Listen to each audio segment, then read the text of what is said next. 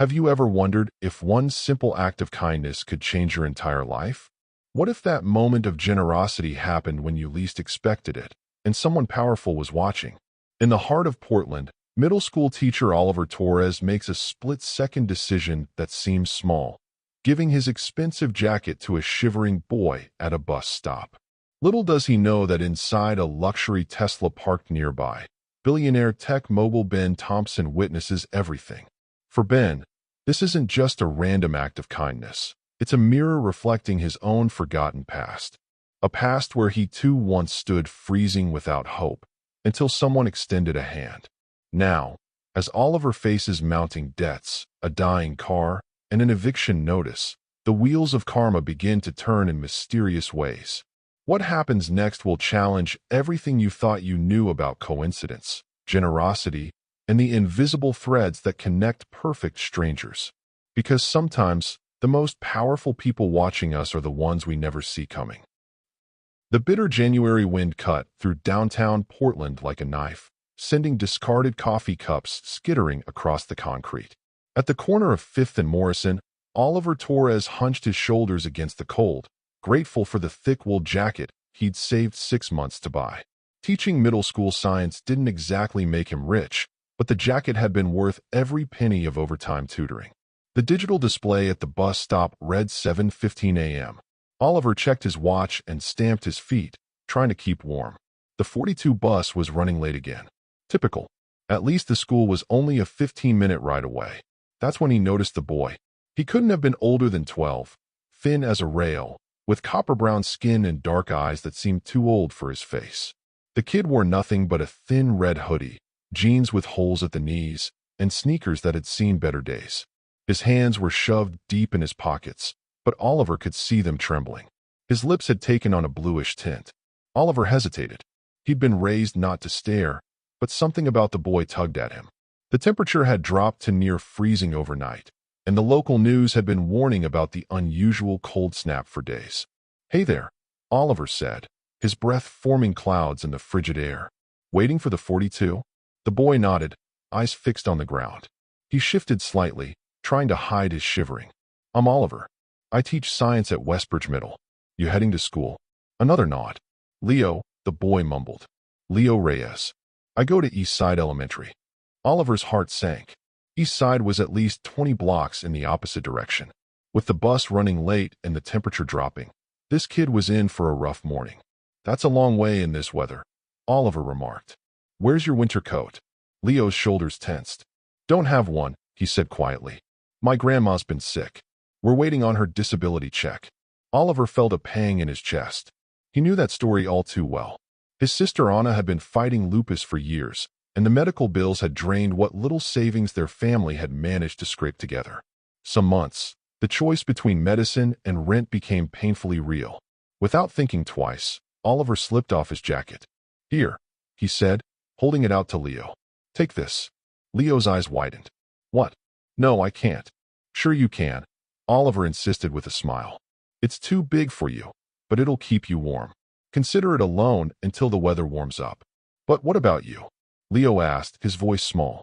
Oliver shrugged, already feeling the cold seeping through his thin button-down shirt. "I've got a sweater in my classroom.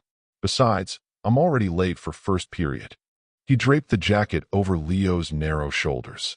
It swallowed the boy whole, hanging down past his knees like a woolen trench coat. But the relief on Leo's face was immediate and worth every shiver Oliver knew he'd endure on his commute. "Thank you," Leo whispered, zipping the jacket up to his chin. "I'll take good care of it." "I know you will," Oliver said. As if on cue, the 42 bus finally rounded the corner, its headlights cutting through the morning gloom. "That's my ride. You sure you know how to get to East Side from here?" Leo nodded. "Been doing it since September. My bus comes in 10 minutes. Oliver reached into his messenger bag and pulled out a business card. "Here's my number at the school. Call me if you need anything, okay?" Leo took the card carefully, as if it might disintegrate in his fingers. "Okay." Neither of them noticed the sleek black Tesla idling half a block away, or the man inside watching their exchange with intense interest. Ben Thompson hadn't planned to stop in Portland. At 67, with a net worth north of $8 billion, His schedule was typically planned months in advance. Board meetings, investor calls, charity galas, all carefully arranged by his team of assistants. But yesterday's meeting in Seattle had wrapped up early, and on a whim, he decided to drive down the coast himself rather than take the corporate jet back to San Francisco. His therapist had been nagging him to take more unstructured time, whatever that meant. So here he was, sitting in morning traffic, watching the city wake up around him. He'd pulled over when he spotted the bus stop, intending to check his messages while the congestion ahead cleared up. That's when he noticed the teacher and the boy. From his vantage point, Ben couldn't hear their conversation, but he didn't need to. The body language told him everything. The boy's embarrassment, the teacher's concern, and then the jacket. Despite the obvious value of the garment, the teacher had given it away without hesitation. No fanfare, no lecture, no expectation of gratitude. Just pure, simple kindness. Something about the scene struck Ben like a physical blow. When was the last time he'd witnessed such a selfless act? In his world of corporate takeovers and billion-dollar deals, generosity always came with strings attached. Nothing was ever truly free. He watched as the teacher boarded the bus, hunched against the cold without his jacket. The boy stood there for a long moment, looking down at himself, running his fingers over the wool as if it were made of gold. Ben pulled out his phone. "Darius," he said when his assistant answered, "I need you to find someone for me." A teacher, probably middle school based on his age. Portland Public Schools. First name Oliver. Slim build, about 5'10", dark hair, Latino. Takes the 42 bus line to work. "Sir." Darius sounded confused. "May I ask why?" "No, you may not," Ben replied, his eyes still fixed on the boy at the bus stop, now swaddled in a jacket several sizes too large. "And there's a boy too. First name Leo. Last name Reyes, I think. Elementary school age. Lives with his grandmother. Find them both. Quietly." "Of course, sir. Anything else?" Ben watched as another bus arrived and the boy, Leo, climbed aboard. "Yes," Ben said thoughtfully. "I'm going to be in Portland a bit longer than planned. Clear my schedule for the next few days." He ended the call and tapped his fingers against the steering wheel. Something about that simple act of kindness had awakened a long-dormant memory. A winter morning much like this one, 45 years ago. Another boy without a coat. Another unexpected act of mercy. Ben Thompson hadn't thought about that day in decades. He'd built his tech empire, amassed his fortune, and constructed his carefully curated public image without ever looking back. But now, sitting in his $140,000 car, surrounded by every luxury money could buy, he couldn't take his eyes off the empty bus stop, where a teacher with nothing to spare had given away the one thing keeping him warm. "Oliver," Ben murmured to himself, "let's find out who you really are." By the time Oliver reached Westbridge Middle School, he couldn't feel his fingers. The wind had picked up during his walk from the bus stop to the school entrance, and without his jacket, the cold had seeped into his bones. "Good Lord, Oliver," exclaimed Diane, the front office secretary, as he stumbled through the door. "Where's your coat? You look half frozen to death." Oliver managed a shaky smile. "Long story. Is the coffee fresh?" Diane pointed to the pot in the corner. "Made it myself 10 minutes ago. Help yourself before the principal drinks it all." Oliver poured himself a large cup, wrapping his numb fingers around the warm ceramic. As feeling slowly returned to his extremities, he found himself wondering about Leo. Had the boy made it to school all right? Was the jacket keeping him warm enough? "You're late, Torres," came a gruff voice from behind him. Principal Woodward, a man perpetually 15 minutes early to everything, glanced pointedly at the wall clock. "Bell rang 7 minutes ago. Bus was delayed," Oliver explained. "I'm heading to class now." Woodward's eyes narrowed as he took in Oliver's thin shirt. "Where's your coat? Don't tell me you lost another one." "Not lost," Oliver said. "Just temporarily reassigned." The principal sighed. "Another stray? You can't save them all, you know." Oliver had heard this lecture before. Westbridge served a diverse community, with students from both affluent families and the struggling neighborhoods nearby. Woodward wasn't a bad guy, just practical to a fault. He believed in boundaries, in the strict separation between a teacher's professional and personal lives. Oliver had never been good at maintaining those boundaries.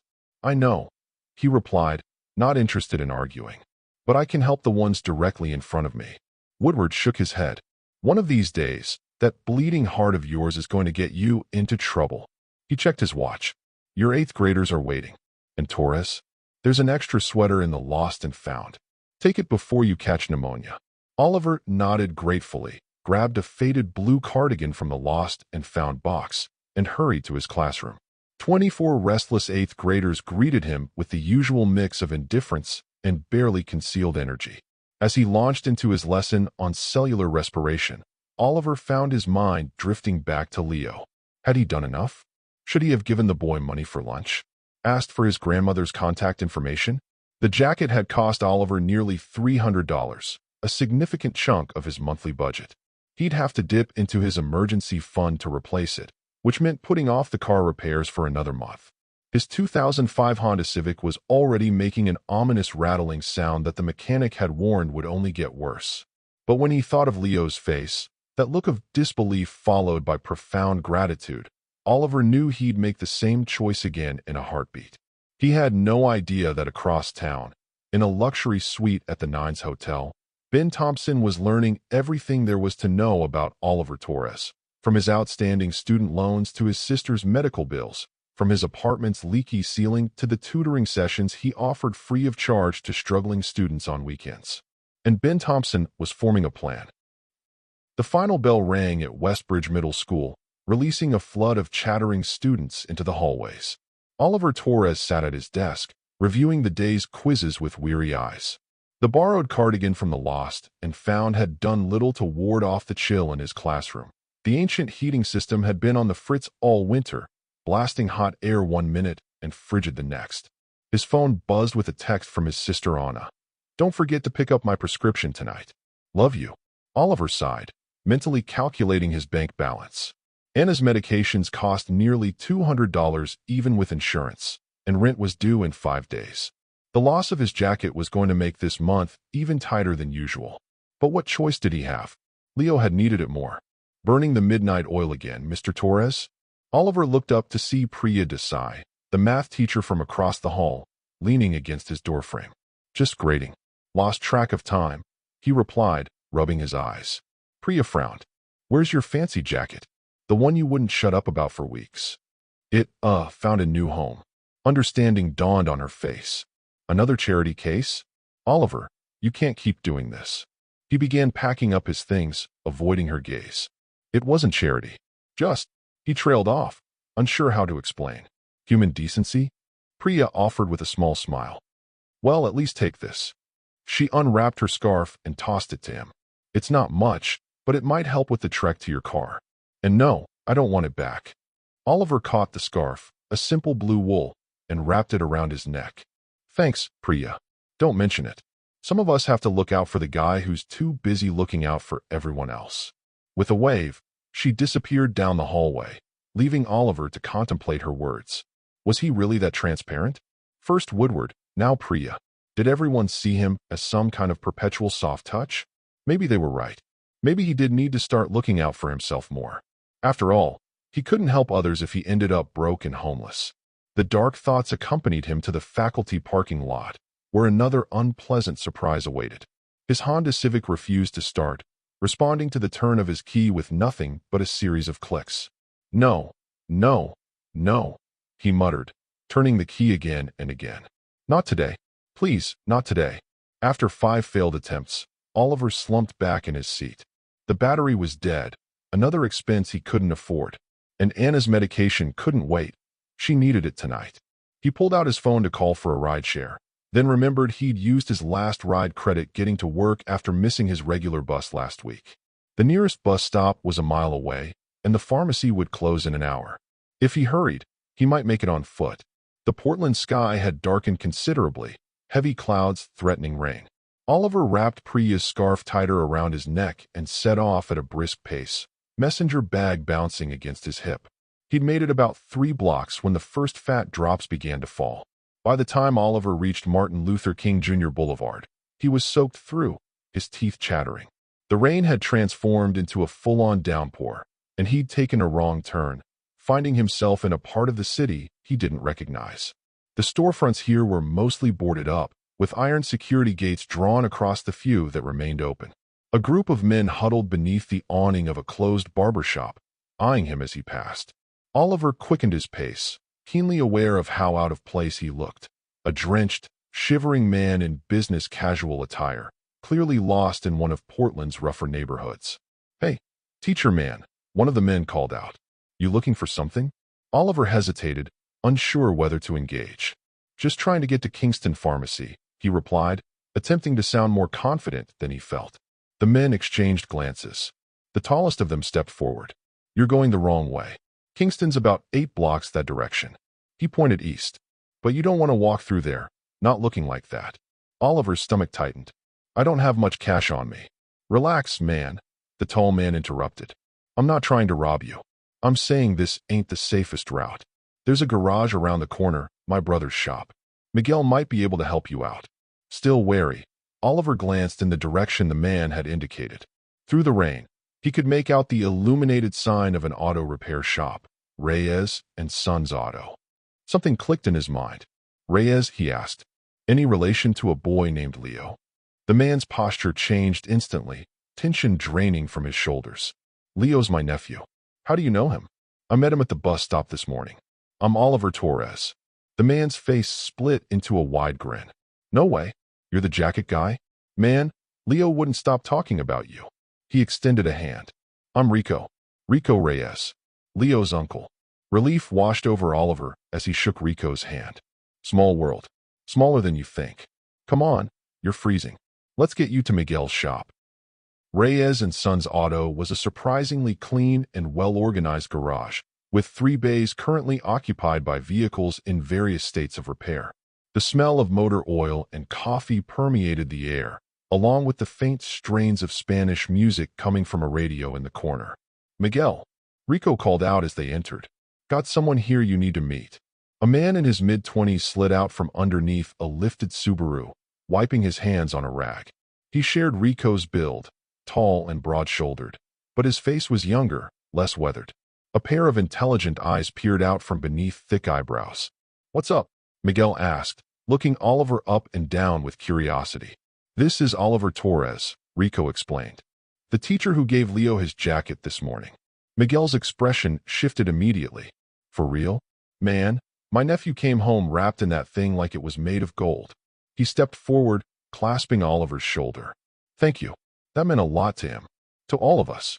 Oliver felt heat rise to his face. It was nothing, really. Anyone would have done the same. "No," Miguel said firmly. "They wouldn't have. Trust me." He glanced outside at the pouring rain. "What are you doing in this neighborhood anyway?" Oliver explained about his dead car and the need to get to the pharmacy. As he spoke, Miguel's frown deepened. "Kingston's a long walk from here, especially in this weather," he said. "Tell you what, let me close up shop, and I'll drive you. It's the least I can do after what you did for Leo." "I couldn't ask you to." "You're not asking. I'm offering," Miguel interrupted. "Besides, we need to get you somewhere warm before you catch pneumonia. And maybe we can take a look at your car after." "Where'd you leave it?" "Westbridge Middle School parking lot," Oliver replied. Miguel nodded. "I know it. We'll swing by there after the pharmacy." As Miguel went to grab his keys, Oliver found himself at a loss for words.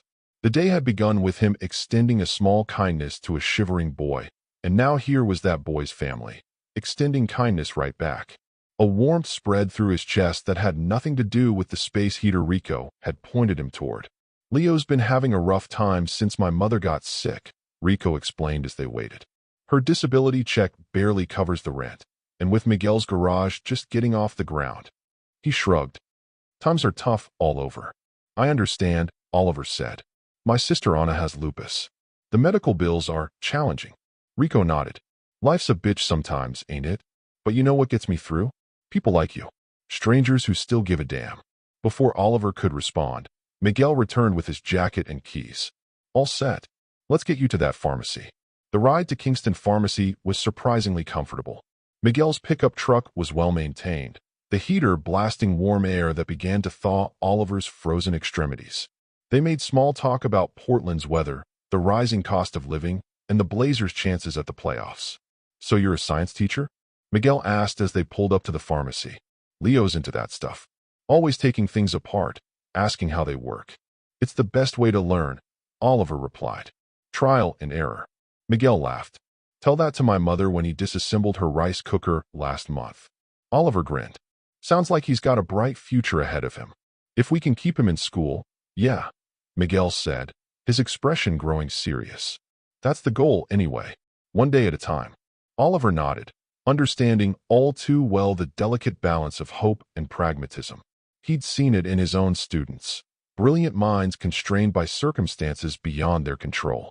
I'll just be a minute, Oliver said, gesturing toward the pharmacy. Thank you again for the ride. Miguel waved him off. Don't mention it. I'll be here. Inside the pharmacy, Oliver joined the line at the prescription counter, glancing at his watch. They'd made it with 20 minutes to spare. As he waited, he couldn't help but marvel at the day's strange turn of events. If his car hadn't died, if he hadn't gotten lost, if Rico hadn't recognized him. So many small coincidences leading to this moment.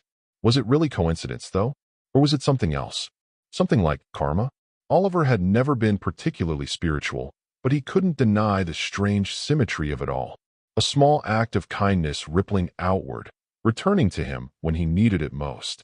Torres called the pharmacist. Prescription for Ana Torres? Oliver stepped forward, already reaching for his wallet. The total came to $187.52, almost exactly what he'd expected. He handed over his debit card, holding his breath as the pharmacist ran it through. I'm sorry, sir, she said after a moment. It's been declined. Oliver's heart sank. That can't be right. Can you try again? She did, with the same result. I'm afraid there are insufficient funds. His mind raced. Had he miscalculated? He'd been so sure there was enough to cover Anna's medication, even with the loss of his jacket funds. Is there any way I could pay part now and the rest next week? He asked, hating the desperation in his voice. The pharmacist's face softened with sympathy. I'm sorry, but we can't split payments like that. Oliver stood frozen, unsure what to do. Anna needed her medication tonight. If she missed a dose, the consequences could be severe. Everything okay? Miguel had appeared at his side, having come in to check on him. Just a small issue with my card, Oliver said, trying to keep his voice steady. I'll figure it out. Miguel glanced between Oliver and the pharmacist, understanding dawning on his face. Without hesitation, he pulled out his own wallet. How much is it? He asked. Miguel, no, Oliver protested. How much? Miguel repeated, more firmly this time. The pharmacist looked uncomfortable. $187.52. Miguel counted out $200 in cash and handed it to her. Keep the change. I can't accept that, Oliver said, mortified. It's too much. Miguel turned to him, his expression unreadable. You gave your jacket to my little brother when he was cold. A jacket that probably cost more than this prescription. You didn't ask for anything in return. You didn't even know who he was. So let me do this, okay? For your sister. Something in Miguel's tone made further protest impossible. Oliver nodded, a lump forming in his throat. Thank you. I'll pay you back, I promise. No, Miguel said simply. You won't. That's not how this works. Outside, the rain had finally stopped, leaving the streets gleaming under the streetlights. As they drove toward Westbridge to check on Oliver's car, a comfortable silence settled between them. Leo told us you gave him your number, Miguel said eventually, in case he needed anything. Oliver nodded. It seemed like the right thing to do. It was, Miguel assured him. We look out for him best we can, but... He trailed off, navigating a turn. It's good to know there are people like you out there. They pulled into the empty school parking lot and located Oliver's Honda Civic, looking small and forlorn beneath a lamp post. Let's see what we're dealing with, Miguel said, grabbing a toolbox from the truck bed. After a quick examination, he confirmed Oliver's suspicion. The battery was dead, beyond revival. You need a new one, he said. I've got a spare at the shop that should fit this model. I can install it now if you want. Before Oliver could respond, Miguel was already on the phone, instructing Rico to bring the battery. Within 30 minutes, the Honda had a new battery, and Miguel had also fixed the rattling sound that had been plaguing Oliver for months. I don't know how to thank you, Oliver said as Miguel closed the hood. For everything. Miguel shrugged. No thanks needed. Just keep doing what you're doing. Kids like Leo, they need teachers who care. As they said their goodbyes, Oliver realized something profound had shifted within him. The world hadn't suddenly become less harsh or unfair, but it had revealed a hidden network of kindness. People helping people, expecting nothing in return. He thought about Ben Thompson, the billionaire watching from his Tesla that morning, though of course, Oliver had no idea of his existence or the role he would soon play in his life. If he had known, would it have changed anything? Would he still have given his jacket to a shivering boy at a bus stop? The answer, of course, was yes. In his suite at the Nines Hotel, Ben Thompson scrolled through the dossier his assistant had compiled on Oliver Torres. The teacher's financial situation was precarious at best: student loans, medical bills for his sister Anna, rent for a modest apartment in a building with numerous code violations. And yet, despite these challenges, Oliver had given away a jacket worth several $100s to a child he'd never met. The gesture had struck a chord in Ben, awakening memories he'd long suppressed. Ben hadn't always been wealthy. Born Benjamin Thomason in a working-class neighborhood in Detroit, he'd known hunger and cold intimately. His father had left when he was 5, his mother working 2 jobs to keep a roof over their heads. When she'd gotten sick during his junior year of high school, Ben had found himself essentially homeless, sleeping on friends' couches or, when necessary, in the school's boiler room. It was during that winter that a teacher, Ms. Ramirez, had noticed his deteriorating condition. Without fanfare, she'd given him a key to her apartment above the garage, a place to stay until graduation. That single act of kindness had changed the trajectory of his life. Ben had gone on to college on scholarship, changed his name to the more corporate-friendly Thompson, founded a tech company in his dorm room, and never looked back. By 30, he was a millionaire. By 40, a billionaire. Now, at 67, he controlled a vast empire of companies and investments. But he'd never forgotten Ms. Ramirez. "Sir," Darius, his assistant, interrupted his thoughts. "I've obtained the additional information you requested." Ben set down his tablet. "Tell me." "As you suspected, Mr. Torres has fallen on hard times financially. His credit card was declined at Kingston Pharmacy this evening when attempting to purchase medication for his sister." Ben frowned. "And someone else paid for it. A mechanic named Miguel Reyes. He's the older brother of the boy who received Mr. Torres's jacket this morning." A slow smile spread across Ben's face. "Interesting. There's more," Darius continued. "The owner of Mr. Torres's apartment building has filed for permits to convert the property into luxury condominiums. Tenants will receive eviction notices next week." Ben's smile vanished. "Who owns the building?" Darius hesitated. "Indirectly, sir, you do. It's part of the Portland portfolio acquired by Meridian Holdings last quarter." Ben sat back, momentarily stunned. Meridian Holdings was indeed one of his companies, focused on real estate investments. He owned so many businesses now that he often lost track of their specific holdings. "What do you want to do, sir?" Darius asked. Ben Thompson stared out the window at the Portland skyline, thinking about Oliver Torres and his small act of kindness, thinking about Ms. Ramirez and her garage apartment, thinking about karma and second chances and debts never repaid. "I want you to make some calls," he said finally, "and I want you to find out everything there is to know about Meridian's plans for that building." As Darius left to carry out his instructions, Ben turned back to the dossier on his tablet.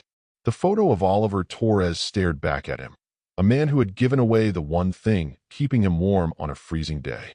Sometimes, Ben murmured to himself, the universe gives you a chance to pay it forward. And in that moment, Ben Thompson, billionaire, tycoon, self-made man, decided to become an agent of karma. 3 days later, Oliver Torres stood in his apartment lobby, staring in disbelief at the notice in his hand. "Building renovation notice," read the bold header, followed by smaller text explaining that all tenants would need to vacate within 60 days.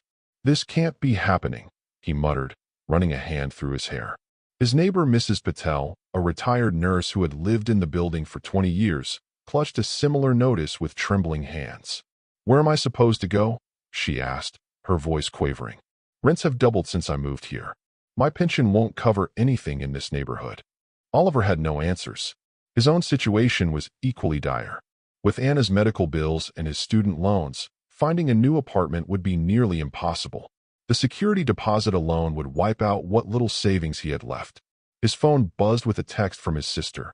"Got the eviction notice. What are we going to do?" Anna lived just 2 floors above him, an arrangement that allowed Oliver to help with her care while still giving them both independence. The thought of them being forced to separate sent a wave of panic through his chest. He was still standing there, frozen with indecision, when his phone rang. Unknown number. "Hello," he answered cautiously. "Mr. Torres?" came a crisp, professional voice. "This is Meredith Williams from Blackwood Legal Services. Do you have a moment to speak privately?" Oliver's stomach dropped. A law firm? Was this about his overdue student loans? "Yes," he replied hesitantly, stepping outside onto the rain-slicked sidewalk. "Excellent. I'm calling regarding a rather sensitive matter. Our client wishes to remain anonymous at this stage, but they've instructed us to contact you about an inheritance." Oliver frowned. "An inheritance? I think you have the wrong person. I don't have any wealthy relatives." "The bequest isn't from a relative, Mr. Torres. It's from someone who, let's say, admired your character from afar. They've designated a sum to clear your outstanding debts, including your student loans and your sister's medical bills." The sidewalk seemed to tilt beneath Oliver's feet. "I don't understand. Why would anyone do that for me? How much are we talking about?" "Approximately $187,000, Mr. Torres. And as for the why," Meredith paused. "Our client believes in rewarding acts of kindness." Oliver's mind raced. This had to be a scam. People didn't just randomly pay off strangers' debts. "I'm sorry, but this sounds too good to be true." "I understand your skepticism," Meredith replied. "That's why we've already begun the process. If you check your student loan account, you'll find the balance has been cleared. The same applies to the hospital bills for Ana Torres." With shaking hands, Oliver pulled up his loan account on his phone, where he expected to see the familiar 5-digit figure that had haunted him for years. There was a new balance, $0. This is impossible," he whispered. "Not impossible, Mr. Torres. Just unusual. Our client also wants you to know that the eviction notice you received today is no longer valid." Oliver's head snapped up. "How did you know about that?" "Because the ownership of your building has changed hands as of this morning. The new owner has different plans, renovation without eviction. Rents will remain stable for current tenants." "Who is doing this?" Oliver demanded, his voice breaking. "I need to know who to thank." There was a pause on the line. "I've been instructed to arrange a meeting, if you're willing. Tomorrow, 10 a.m., at Forest Park. The entrance near N.W. Thurman Street. Our client will explain everything then." Before Oliver could ask more questions, the line went dead. Forest Park stretched like a green oasis along the northwestern edge of Portland. At 9:55 a.m., Oliver stood at the trailhead, still half convinced he was being set up for disappointment. He'd barely slept, alternating between checking his accounts to confirm the miraculous debt clearance and wondering who could possibly be behind it. Miguel and the Reyes family didn't have this kind of money. His colleagues at school were equally cash-strapped. Who else even knew him well enough to care? A sleek black Tesla pulled into the small parking area, and an elderly man stepped out. Tall and distinguished with silver hair and piercing blue eyes, he wore hiking boots with his otherwise immaculate business attire. "Oliver Torres?" the man asked, approaching with an extended hand. "Ben Thompson. Thank you for coming." Oliver shook his hand automatically, trying to place the name. "Thompson? Wait, Ben Thompson? The tech billionaire." Ben's smile was warm but cautious. "That's what they call me, though I prefer just Ben. You're the one who paid my debts? Bought my building? Why, we've never even met." "Actually, we have met, in a manner of speaking." Ben gestured toward the trail. "Walk with me." As they hiked deeper into the park, Ben explained how he'd witnessed Oliver's act of kindness at the bus stop, giving his expensive jacket to Leo without hesitation. "That single moment told me everything I needed to know about your character," Ben said. "In my experience, people reveal themselves in split-second decisions more honestly than in carefully planned actions." Oliver shook his head, still struggling to comprehend. "But why go to such lengths for a stranger? The money, the building." Ben stopped at a viewpoint overlooking the city. "Because 45 years ago, I was like Leo, cold, hopeless, with no one to rely on. And someone showed me kindness that changed my life."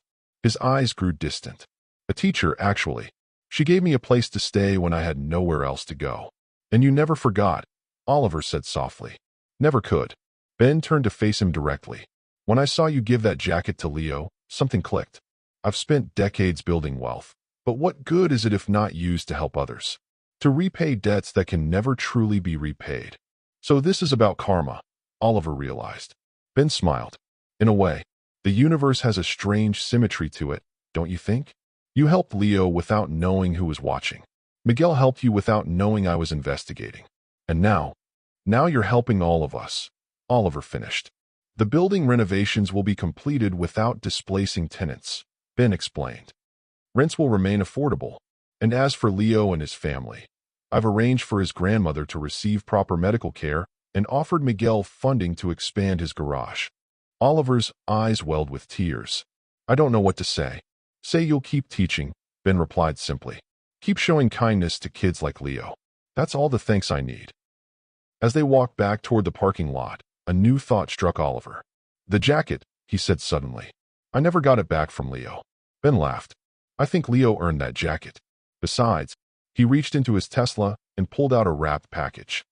I took the liberty of ordering you a replacement. Same brand, same size.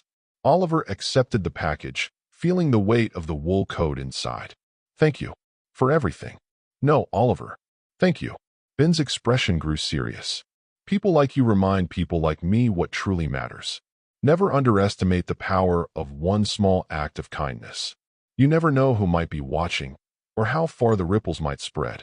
As Ben's Tesla pulled away, Oliver stood holding his new jacket, thinking about karma and kindness and the strange, beautiful symmetry of the universe. A teacher had once saved Ben Thompson.